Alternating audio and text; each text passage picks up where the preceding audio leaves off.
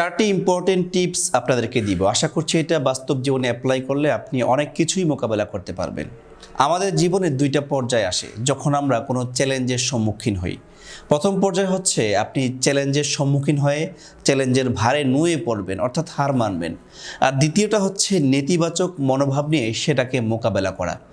গবেষণায় দেখা গিয়েছে যে সমস্ত মানুষ চ্যালেঞ্জের সামনে পড়ে নেতিবাচক চিন্তাভাবনা করে তারা অতি সত্বর অন্যান্য মানুষদের তুলনায় তাদের চ্যালেঞ্জ মোকাবেলা করতে সক্ষম হয়। তাহলে চলুন আমরা জেনে নেই কোন চারটি স্টেপ অবলম্বন করলে আমরা নেতিবাচক মনোভাবের মাধ্যমে আমাদের সমস্যাগুলোকে এবং চ্যালেঞ্জগুলোকে মোকাবেলা করতে পারি। প্রথম স্টেপ হলো আপনি কখনো বিচলিত বা হতাশ হবেন না। মনে রাখবেন, সমস্যা যেমনই হোক না কেন তার বিপরীতে সমাধান অবশ্যই আছে।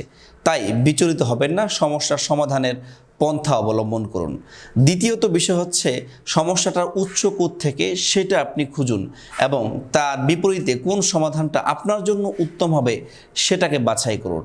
এবং 3 নম্বর পয়েন্ট হচ্ছে আপনি যাদের সাথে চলাফেরা করবেন তারা যাতে নেতিবাচক মনোভাব নিয়ে চলে।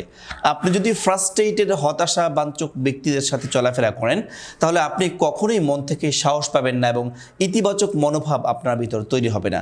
এবং সর্বশেষ যে স্টেপটি আপনি পালন করবেন সেটি হচ্ছে নিজেকে আত্মবিশ্বাসী গড়ে তুলুন। আপনি এটা মনে করুন যে আপনি সক্ষম, আপনি পারবেন। যখন আপনার এই আত্মবিশ্বাস গঠিত হয়ে যাবে তখন দেখবেন যে কোনো চ্যালেঞ্জকে আপনি খুব ইজিলি মোকাবেলা করতে পারবেন। মনে রাখবেন, এই পৃথিবীতে সফলতা কোনো অলস ব্যক্তি অথবা ছোট মন যাদের আত্মবিশ্বাস কম তাদের জন্য আসে না। আপনি নিজেকে বিকশিত করুন, এমন মানুষের সাথে চলাফেরা করুন যারা আত্মবিশ্বাসী।